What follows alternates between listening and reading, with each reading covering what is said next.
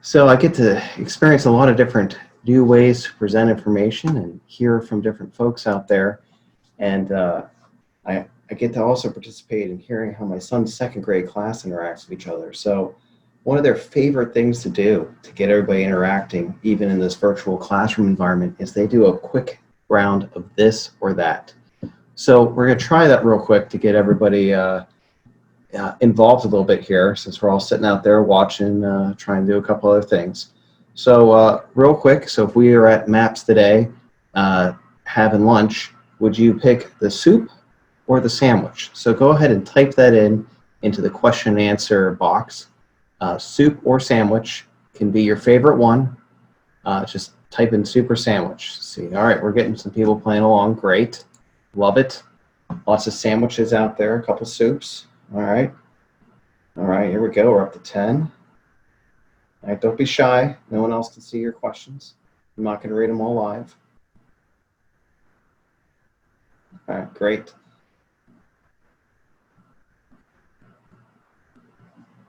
Well, it looks like for menu planning, this group's of big sandwich supporters, although it's starting to level off now.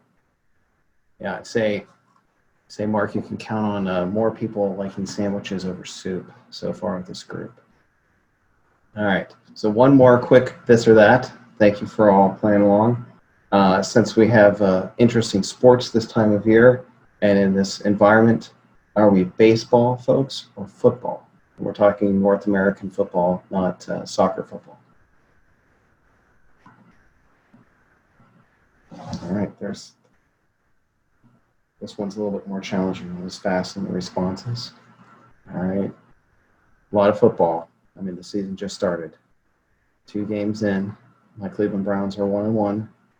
Not sure if I think that's a good thing yet or not.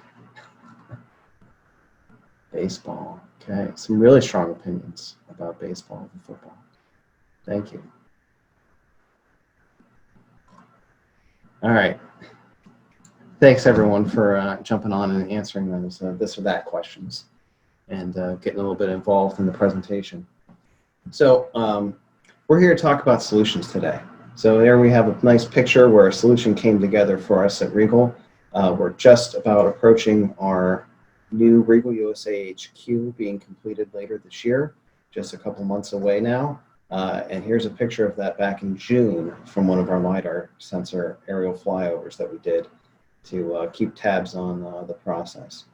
You can see it looks great. It's a complete package. You got the road information, you got building information, you got vegetation information, all in one quick, easy to interpret screen capture of RGB colorized data. Let's see here. There we go. So what's on the agenda for today? We're going to quickly talk about transportation infrastructure mapping, what's the needs, and I really thank Compass Data for filling us in on a lot of that. It totally looks like we now coordinated our presentations. Thank you guys very much. We're going to talk about our 3 systems to collect this data, which are going to focus on the VMX, the VP1, and the VQ1516 Mark II. So these are all solution systems, one on the ground, one from a helicopter, and one from a fixed wing. And then we're going to go ahead and summarize the process for you. So quick in and out presentation. We'll keep it lively. So we just talked about this from a couple different people. What needs to be collected? Well, if we're going to do infrastructure better in this country going forward, we're going to maintain what we already have. We got to know what we have already. So there's a lot of as-built information that needs to be collected out there. What's the current pavement status? What's the clearance on bridges? Where are the signs? Did they get moved? Are they still there? Can people read them? All of those questions need to be answered.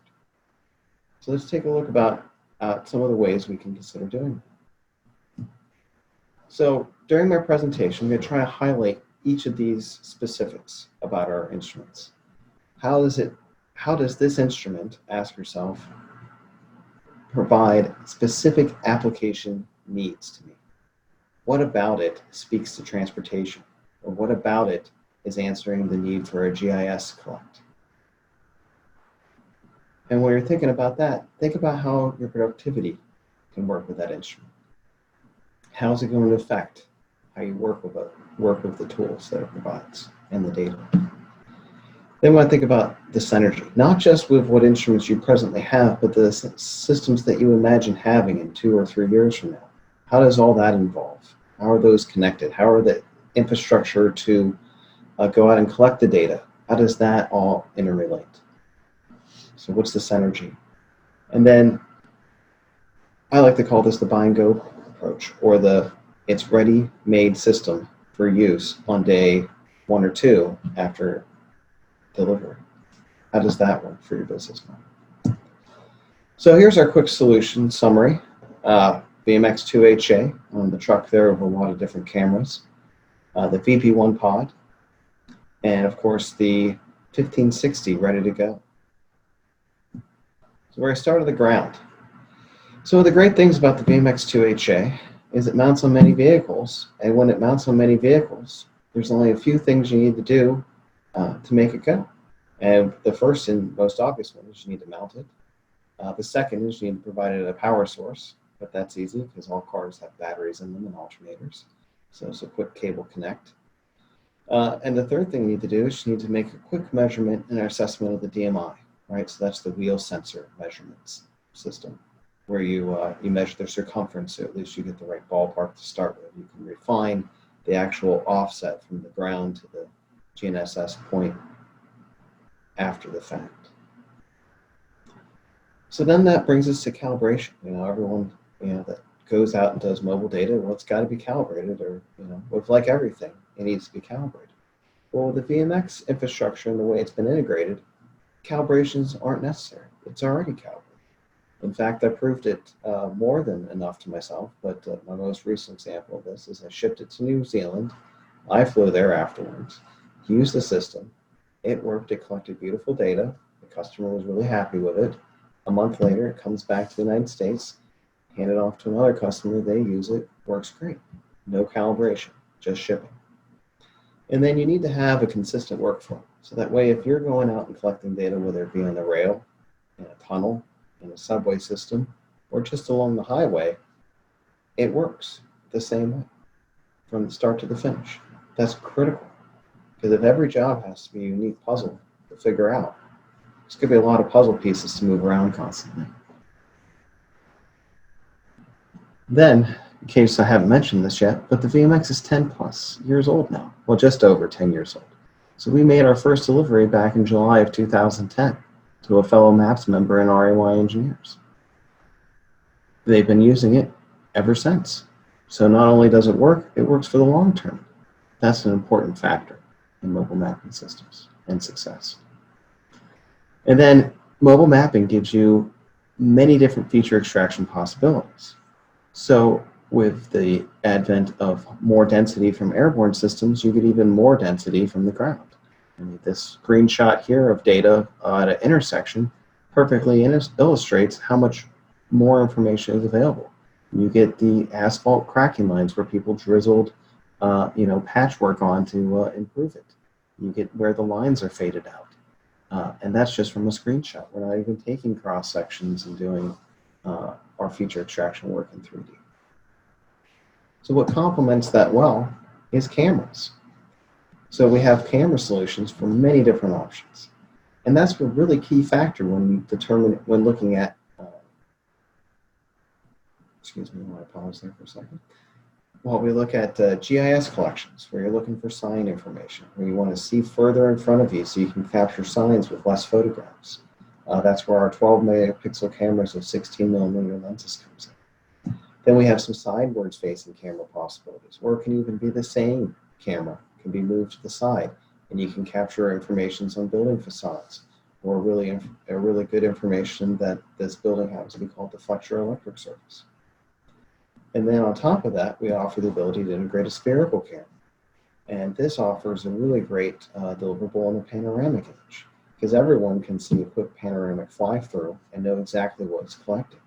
So if you have the high-end user or a high upper level management in a company, you can provide them these for them to really quickly browse through exactly what's there. And you still see great features in this, don't get me wrong. There's a lot of great information in this. But it's at the 5 megapixel level and not at the 12. But there's different camera approaches for different needs. And they can be mounted and go.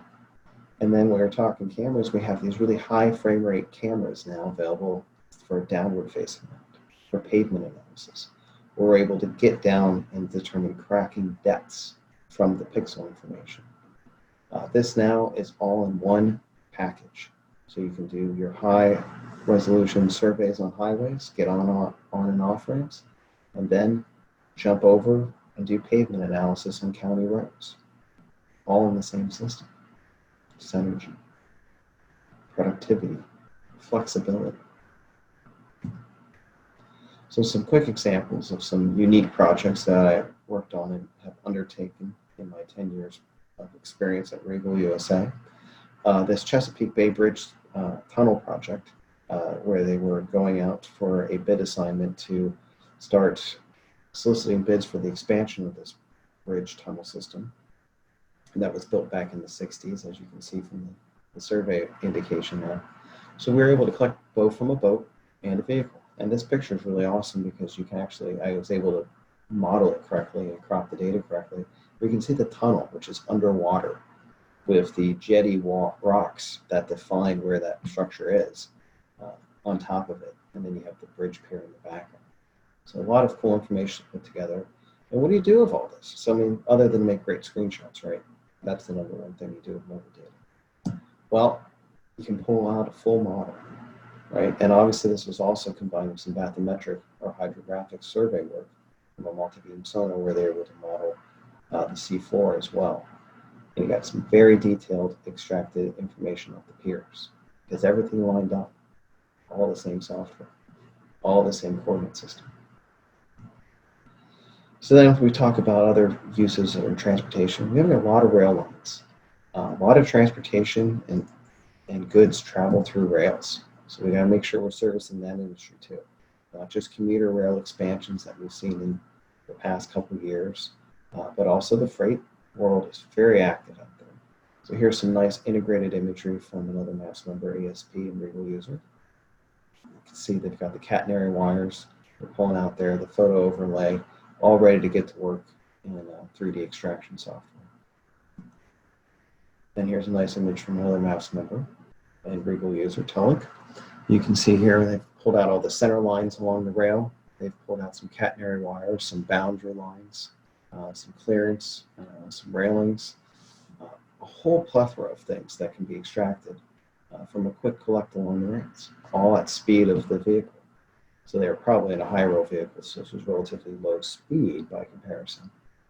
However, very dense data and a lot of information that can be mined from that to improve the PTC, which is the positive train control. So now let's jump into our helicopters and take the VP1 for a spin, shall we?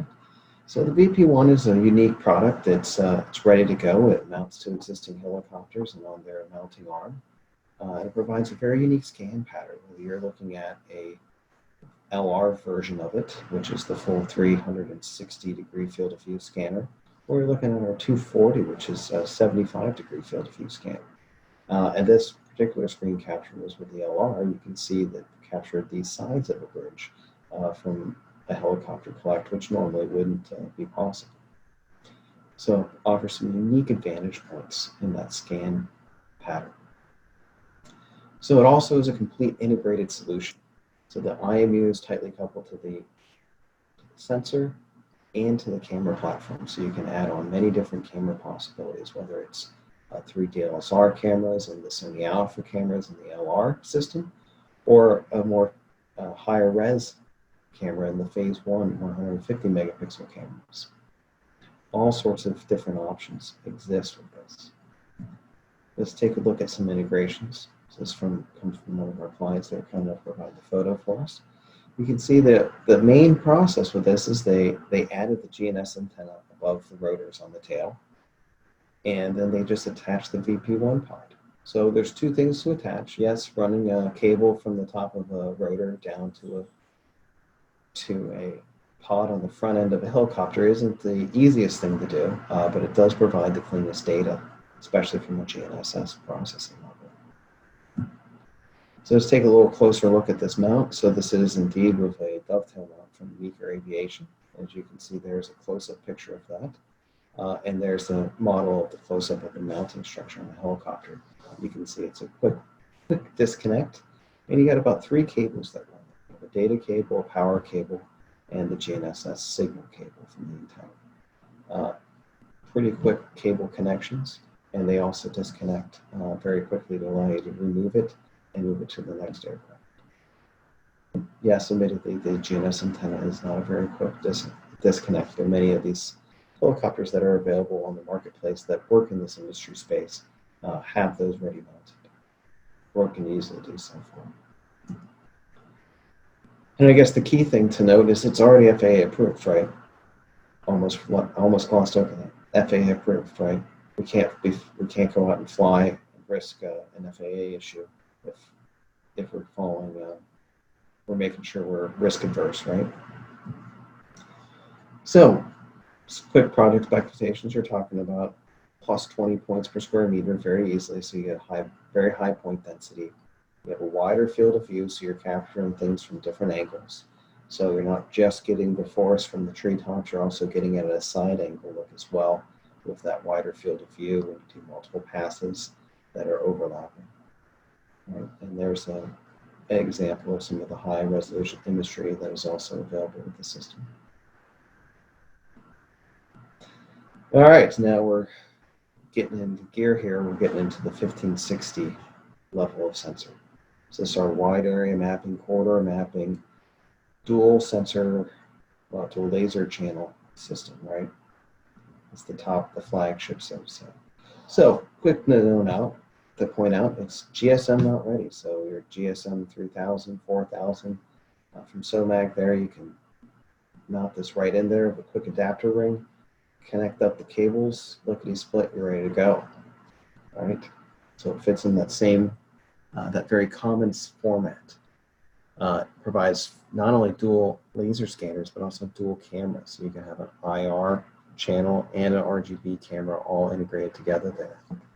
And the IMU is all in that one bundle.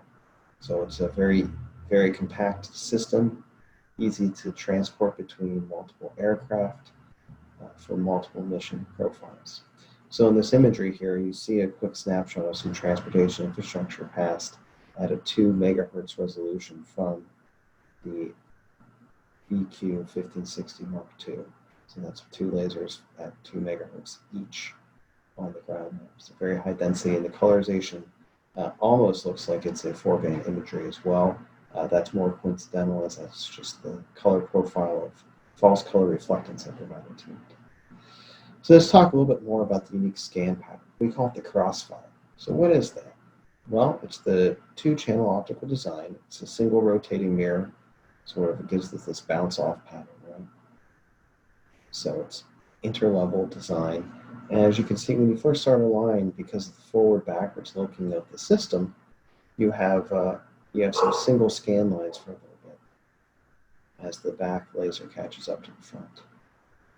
So furthermore, so that's the consistent point distribution across the full field of view, which is 58 degrees. Nice and wide point spacing. Swath width there from various altitudes. And now you have your different channel looks. So you have, not only are we getting 2 channels, we're slightly offsetting them from nadir. So you're getting the facades of buildings in tight corridors, as you can see from the illustrated example. Well, that example looks nice, but let's see that in a little bit different context as we get a zoomed out look at the point cloud here. Let's look at that in an urban mapping environment, right? So usually there's a lot of different complex geometries in city blocks, especially this is obviously a little bit of a European city look, where you have a complex there with many courtyards and inner areas, and we're capturing information all the way down to the corners. There's no blank spots. Then you say, well, Josh, this isn't infrastructure and mapping so much, this is urban city modeling. Well, this is true. However, there's a lot of roads that go through cities, and a lot of our highways don't just skirt around the outside of the city, they go right through the corridor, and there's a lot of on and off ramps that are interlaced into these buildings. I remember always going through I-71 corridor in downtown Cincinnati, Ohio. It's a very tight corridor in there with lots of interesting flyovers and off-ramps that sort of just jump off the highway. So all this urban mapping works well for roadway mapping as well. You now have all the roads as you saw from the rotational image right there. You're able to pick up information and reduce the amount of necessary BMX mapping perhaps in the city as well, because you have a base map to go on. Now are you going to get all the signs and street identification markers? Obviously not. But if you can reduce what's required of that mobile mapping system when it goes into the urban canyons, all the better for you. Now it's going to replay. Okay, there we go. So while we're talking about unique things, let's talk about another variation of our 1560i platform, the DW, which stands for dual wavelength sensor, right? So DW is the same form factor as the 1560 Mark II, but with a little bit different unique property, and that's that it has a green channel and an infrared channel in the same housing.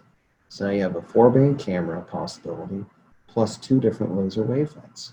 And you can get some really interesting and unique reflectance properties can pop out of you when you look at a combined imagery. So we'll take a look a little bit at that.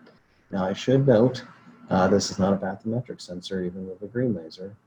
It's simply a dual channel laser with one of the lasers happens to be green. So you get a little different results on transportation surfaces here.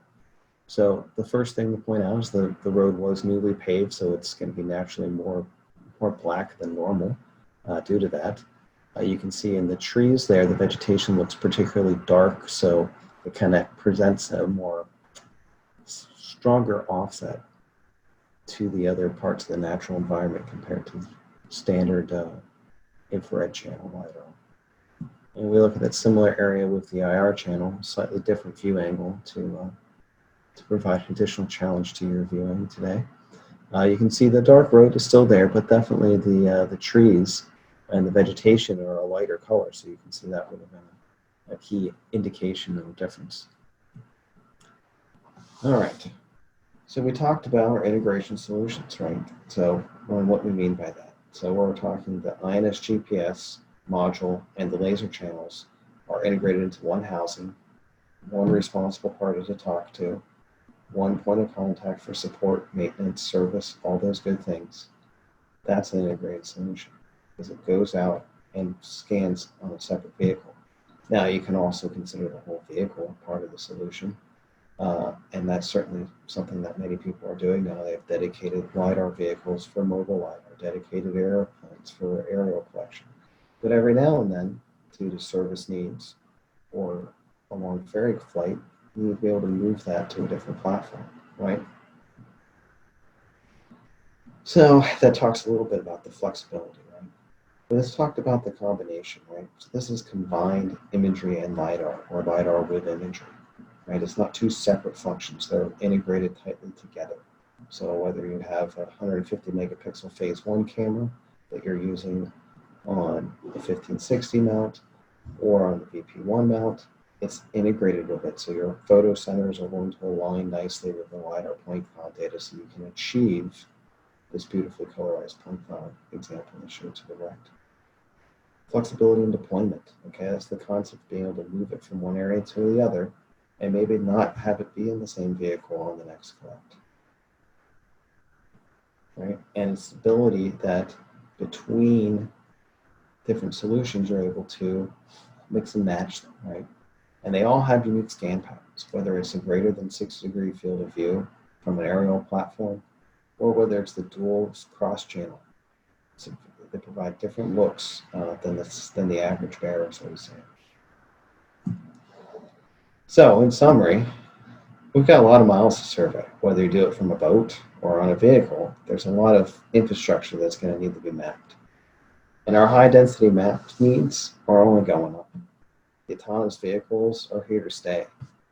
How governments and states interact and regulate that, that's going to be up for debate for a while, but the need for high quality, high dense map work is here, and it's needed more than ever.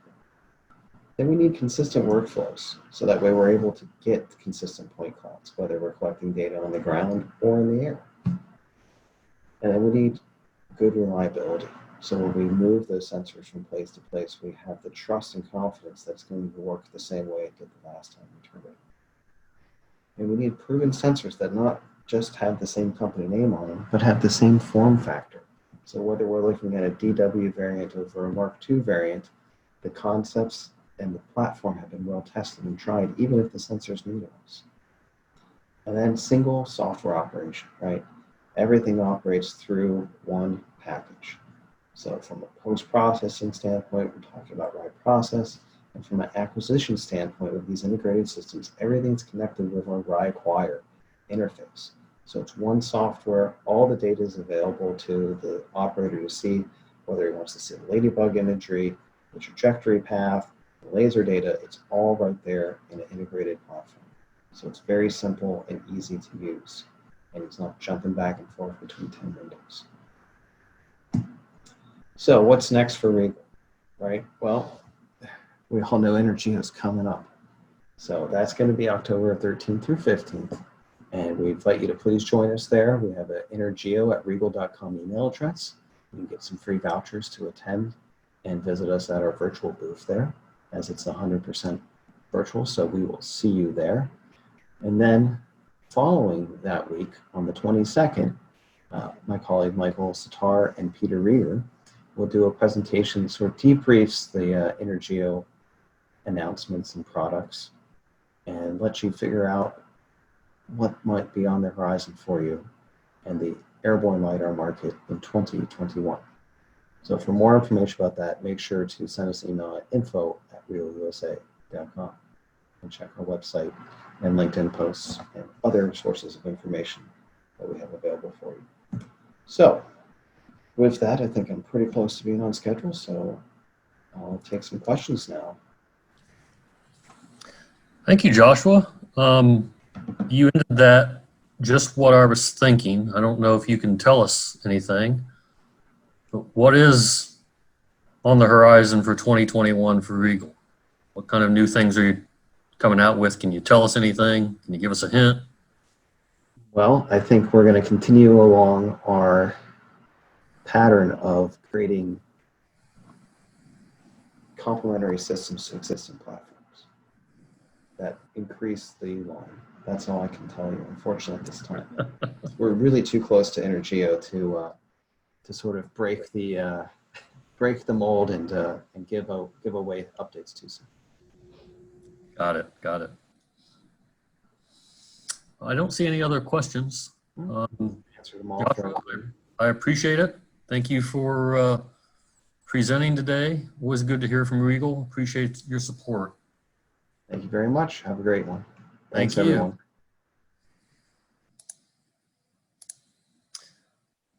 So I don't see our next speaker.